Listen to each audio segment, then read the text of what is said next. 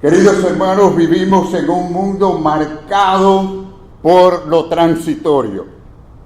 Es decir, los reinos se desvanecen, los imperios caen, las ciudades envejecen y hasta las familias se enfrentan al desgaste del tiempo, porque todos envejecemos, ¿no es así?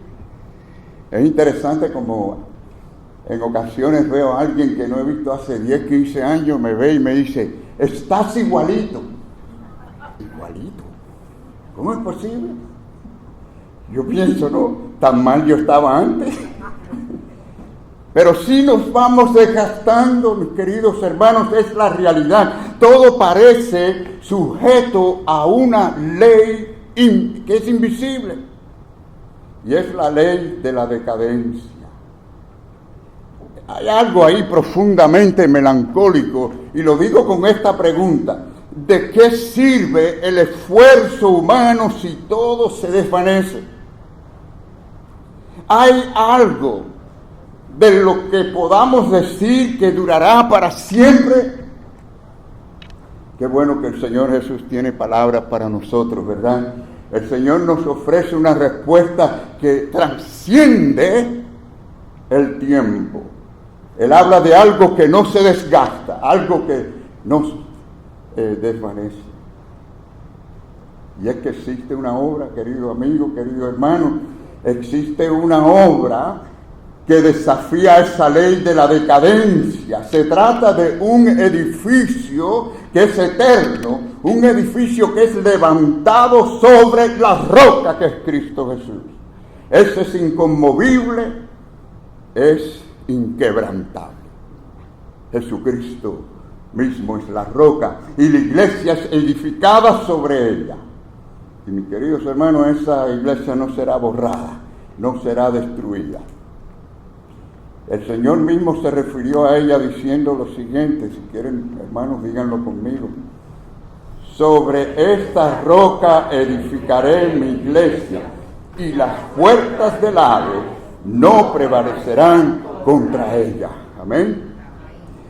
Bueno, aquí encontramos en estas palabras 5 grandes verdades que exigen que nosotros prestemos atención. En primer lugar, hermanos, quiero hablarles de la iglesia que Cristo edifica. Noten que el texto, en el texto el Señor Jesucristo mismo dice, mi iglesia. Es su iglesia. Ahora, ¿cuál es esta iglesia? Queridos hermanos, esta iglesia de la cual está hablando el Señor no es la iglesia física, no es una iglesia terrenal, con nombre denominacional, por muy respetuosa que sea. La iglesia de nuestro texto no es un edificio hecho de madera, de ladrillo, de piedra o de mármol. La iglesia de la cual habla nuestro texto, querido hermano y amigo, es una realidad espiritual. Es una comunidad viva de hombres y mujeres redimidos por la sangre preciosa de Jesucristo. Es obra de la gracia de Dios. Esta iglesia no es la iglesia occidental ni la iglesia oriental, aunque a los ojos del mundo sea insignificante. Quiero que sepan que para Dios este edificio del cual estamos hablando es glorioso, es eterno y es preciosa. La verdadera iglesia está compuesta por aquellos que han sido llamados eficazmente por la gracia de Dios, por obra del Espíritu Santo. Se refiere a aquellos que han respondido con fe al Evangelio de Jesucristo. Se refiere a aquellos que han sido regenerados, aquellos que han sido justificados y adoptados como hijos de Dios por medio de la fe en Cristo Jesús. Estos son, hermanos, los elegidos, los lavados por la sangre de Cristo, la sangre del Cordero de Dios, revestidos de justicia y santificados para vivir en comunión con Cristo. ¿Cuántos dicen amén? Esta es la iglesia, querido amigo, hermano, que trasciende cultura, idiomas, generaciones. Esta es la iglesia sobre la roca. Y por eso, hermano o hermana, asegúrese usted de tener una sana doctrina en cuanto a este tema de la iglesia, porque un error en este punto puede traer graves desviaciones en su vida espiritual. Pero sepa que no hay mayor gozo para esta clase de iglesia, para los verdaderos creyentes que la forman, que ver vidas transformadas, hechas criaturas nuevas por el poder de Dios a través del Evangelio de Jesucristo. Esta es la verdadera membresía, querido hermano, amigo. Esta es la membresía que cuenta. Y nuestro texto no solo habla de un edificio, sino también habla de un constructor. ¿Quién es el constructor, hermano? El Señor dice, edificaré mi iglesia. O sea que no solo Él es el dueño, al decir mi iglesia, sino también Él es el constructor. Él mismo dice, edificaré. O sea que no solo la llama suya, sino también se presenta como el edificador de ella. Noten que Él no delega esto a otra persona. Él lo asume como su trabajo personal y glorioso. Así que claro que la iglesia la trabajan todo lo que es la Trinidad, el Dios Trino, ¿no? Todos cooperan. Por ejemplo, el Padre, desde antes de la fundación del mundo, escogió, predestinó. El Hijo en su tiempo y espacio redimió con su sangre preciosa. Y el Espíritu Santo santifica y sella a los creyentes. Sabemos esto. Sin embargo, hay un énfasis especial en la obra de Jesucristo en cuanto a la iglesia. No es en vano que Él es la cabeza de la iglesia, hermano. Él no solo inicia esa obra, sino que también Él la sostiene y la perfecciona.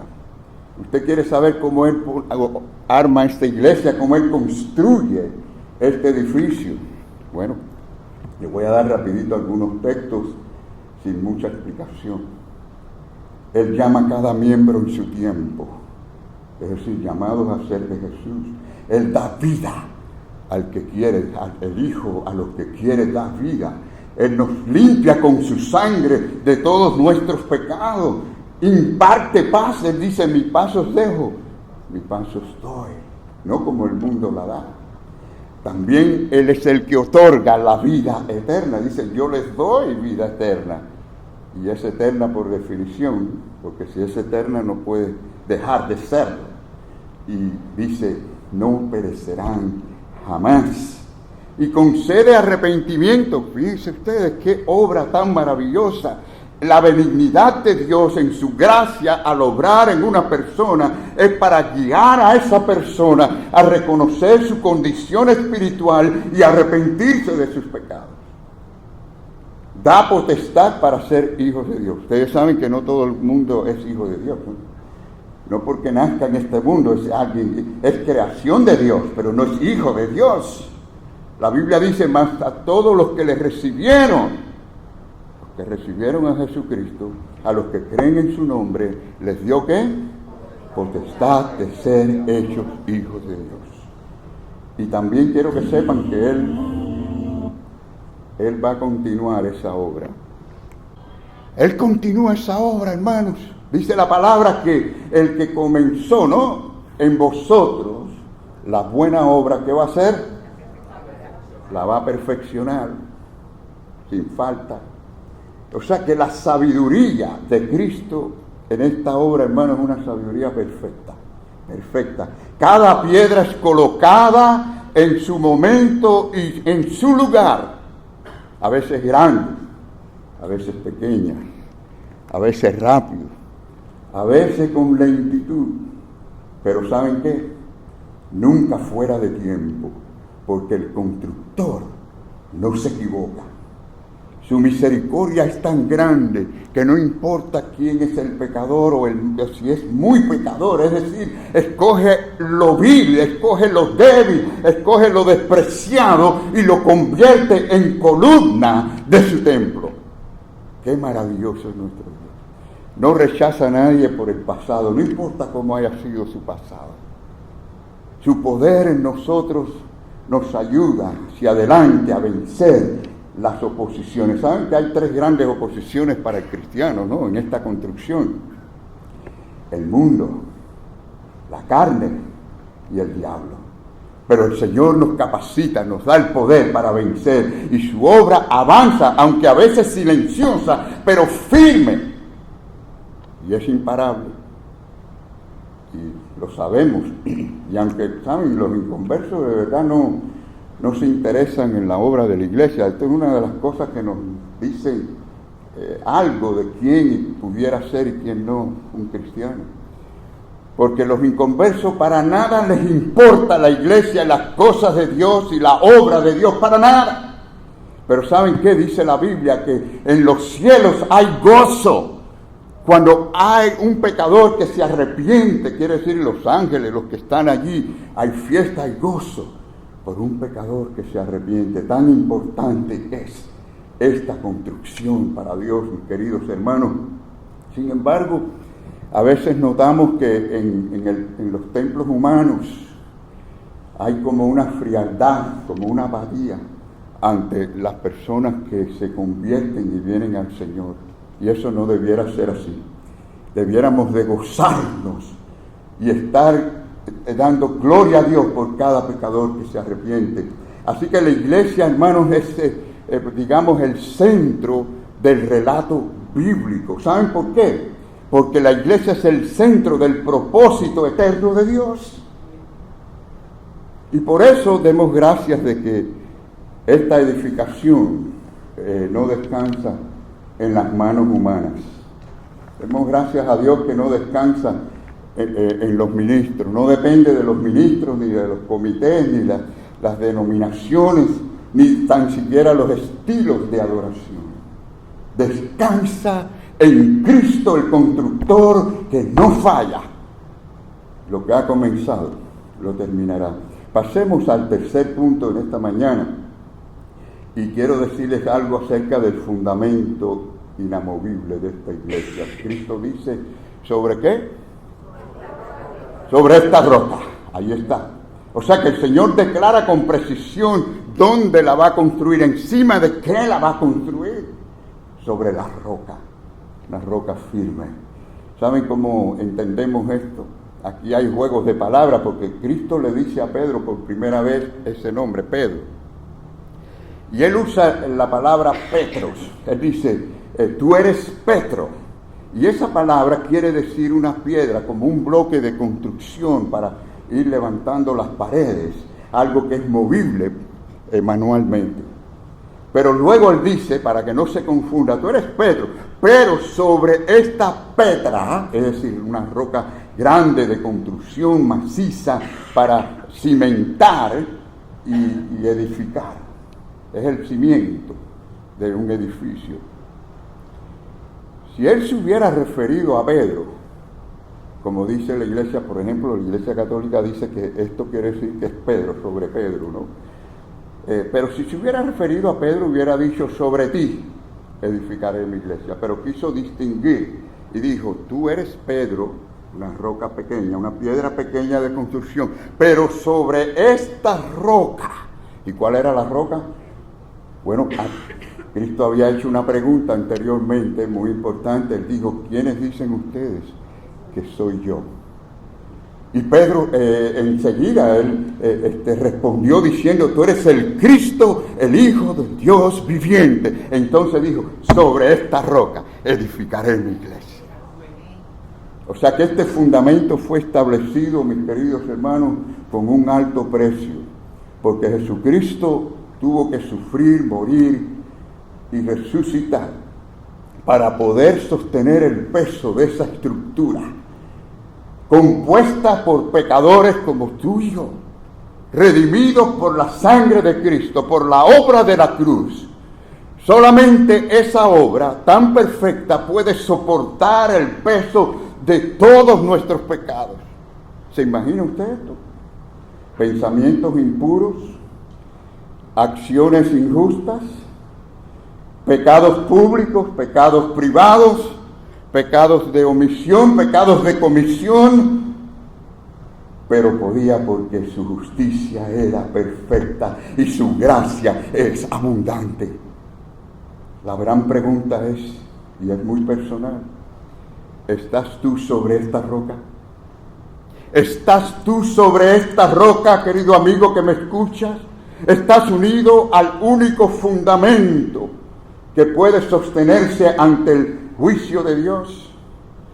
Ustedes saben que muchos están cerca, pero no están en. Ustedes han pasado por las construcciones y por acá están habiendo grandes construcciones cada vez más, nuevos edificios. Ustedes van a encontrar que alrededor de esas construcciones hay escombros, piedras allí tiradas, siempre pasa así, ¿no? Pero esas piedras no forman parte de ese edificio. Y hay muchas personas que están cerca de Cristo, pero no están en Cristo. Examina tu fundamento en esta mañana, porque no basta con la adoración pública. Lo que importa es si estás unido a Cristo por la fe, si Él vive en ti y tú en Él. Una persona puede asistir a la iglesia todos los domingos, venir todos los miércoles a los estudios bíblicos, a los grupos de oración, puede estar en todos los medios o aprovecharse de todos los medios de gracia disponibles, y eso es bueno, y eso da crecimiento. Pero quiero decirte que si tu alma no está cimentada en Cristo, todo lo demás es en vano. Permítanme ir al cuarto punto. Pasemos a considerar de que hay una aflicción implícita en las palabras de Jesús cuando dijo las puertas del Hades.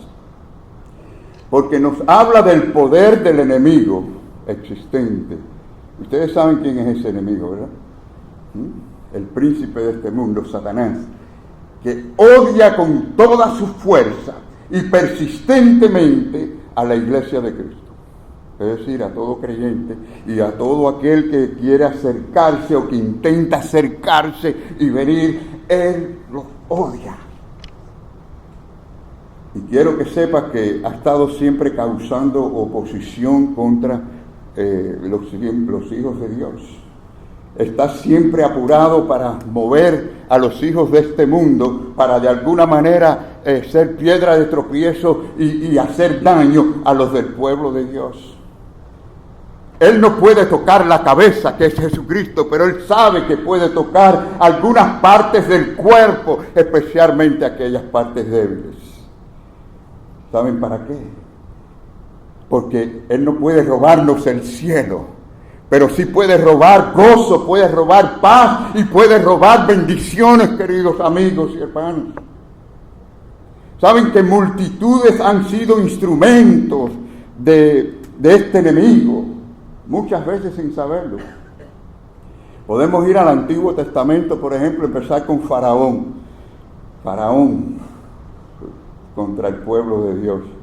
En los tiempos de Jesús, los Herodes. Después vamos al tiempo de la iglesia, Nerón, Diocleciano, y más adelante María la Sanguinaria. ¡Cuánta persecución hacia los hijos de Dios y los creyentes! Así que podemos decir que la iglesia ha sido como una zarza ardiendo de las pruebas y de las persecuciones, pero nunca consumida. La vida de los santos, hermanos, es un testimonio de combate. Miren al apóstol Pedro, por ejemplo. Miren a Juan. Vean la historia de Policarpo, Agustín, de Lutero, de Calvino, de Spurgeon. Todos soldados en una guerra espiritual. A veces sufrieron en cuerpo, otras veces en bienes, fueron perseguidos, maltratados, difamados. Es decir, las puertas del Hades han estado activas siempre contra el pueblo de Dios. El infierno podrá estar detrás de nosotros persiguiéndonos, pero quiero que sepas en esta mañana que el cielo está delante y nos espera. Y es una gran esperanza que nos alienta y nos fortalece. Así que, hermanos, no tengas temor. Permanece en Cristo, porque la victoria está asegurada para nosotros. Cristo dijo, en una ocasión, Él dijo, si fuerais del mundo, el mundo amaría lo suyo. Es decir, si usted fuera del mundo, usted no tuviera problemas y lucha con el mundo porque el mundo le quiere a usted. Y mientras más usted se parezca a Jesucristo y mientras más santificación haya en su vida, más el mundo le va a aborrecer. Lutero dijo que Caín seguirá persiguiendo a Abel mientras la iglesia esté aquí en la tierra. Y eso es una realidad. Así que, hermano, prepárate, vístase de toda armadura de Dios, sé paciente, porque aún la aflicción obrará para nuestro bien. La aflicción puede darnos a nosotros la santificación, nos despierta, nos humilla, nos acerca al Señor y nos aparta del mundo. Tenemos que aprender que sin cruz no hay corona, sin lucha no hay cristianismo verdadero. Jesucristo dijo: bienaventurado soy cuando por mi causa os vituperen y os persigan y digan toda clase de mal contra vosotros mintiendo. Bienaventurados, bienaventurados, bendecidos seremos. Queda otra cosa más por decir en esta mañana, hermanos. Y es que la promesa del Señor es segura. Sí, es cierto, las puertas del Hades, pero también es cierto, no prevalecerán contra ella. Son palabras del mismo constructor de este edificio llamado iglesia. Ustedes saben que los imperios han caído. Los 5 grandes imperios antiguos, ¿te acuerdan? Egipto, Persia, Grecia. No, se me olvidó uno, Babilonia. Egipto, Babilonia, Persia, Grecia y Roma. ¿Dónde están? ¿Dónde están? Todos fueron obras de hombres y terminaron en ruinas. Lo mismo ocurrirá con las ideologías humanas, como el comunismo castrista y sus derivados, con Maduro, con Daniel Ortega y con todos los demás. Pero la iglesia de Cristo permanece porque no es obra de hombre, es obra del cielo. Miren la historia, mis queridos hermanos, las grandes ciudades, las más poderosas, se han convertido en polvo. ¿Dónde están las murallas de Babilonia? ¿Dónde están los palacios de Nínive? ¿Dónde están las puertas de Tebas? ¿Dónde están los puertos de Tiro y los templos de Cartago? Ustedes saben dónde están. Son ruinas para los turistas. Pero la iglesia verdadera sigue viva, porque dice la palabra, no prevalecerá contra ella. Las iglesias visibles incluso pueden desaparecer. Por ejemplo, ¿dónde está la iglesia de Éfeso, Antioquía, Alejandría, Constantinopla? Y muchas otras que quizás se desviaron de la verdadera fe y se olvidaron de Cristo.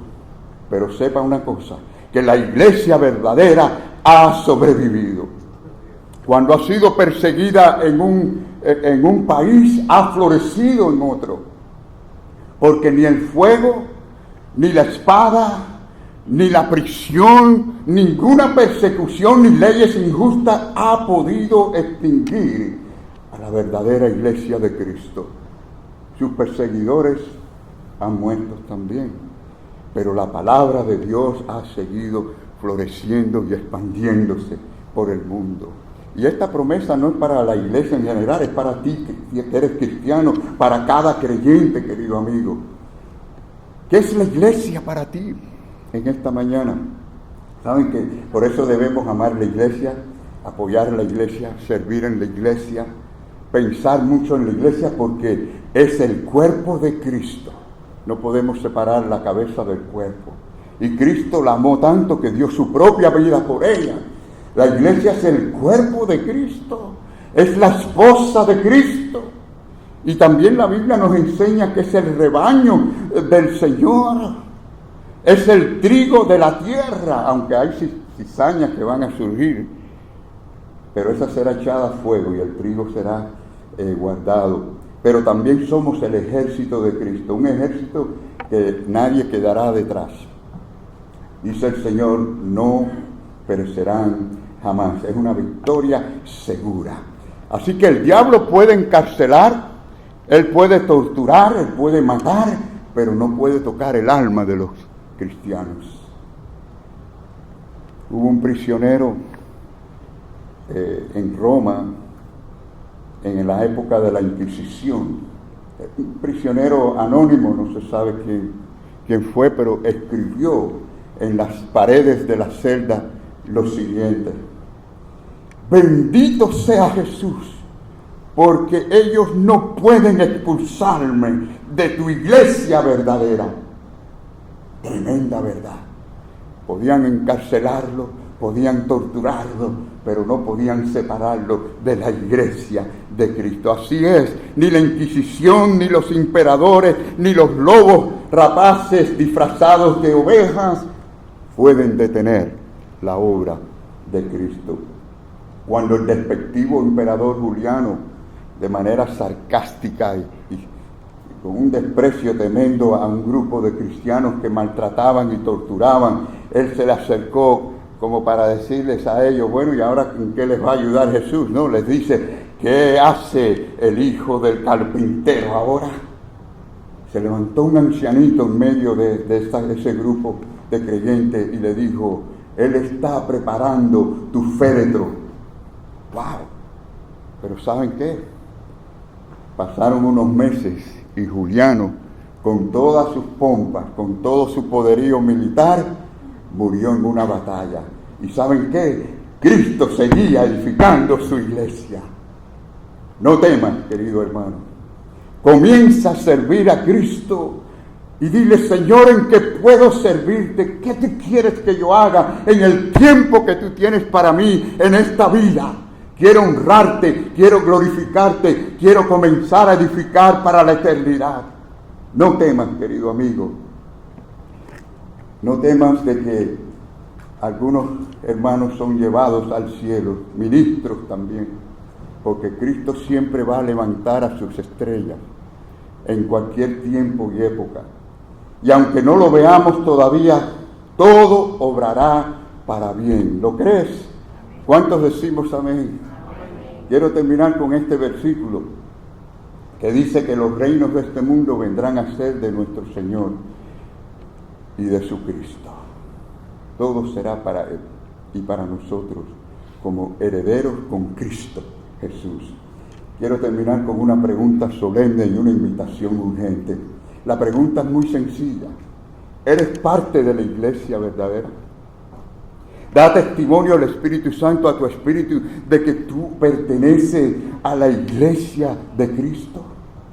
Te ruego en el nombre de Dios y en el nombre de Jesucristo, el Dios vivo, que no ignores esta pregunta. Tómala en serio. Examina tu alma. Y una invitación urgente, muy sencilla. Ven a Cristo hoy. Porque quiero que sepas que este barco viejo del mundo se va hundiendo, desboronando, poco a poco. Pero el arca de la salvación sigue abierta para todo aquel que viene a Jesucristo. Cristo te llama. Ven, así como estás de pecador, ven a Jesucristo. No esperes mejorar. Él te va a cambiar. Él te va a transformar. Ven hambriento, ven pobre, indigno, reconociendo la necesidad de su misericordia, de su perdón, de su gracia. Y Él se va a encargar de vestirte de justicia y te hará parte de esa iglesia inquebrantable. Que el Señor te bendiga.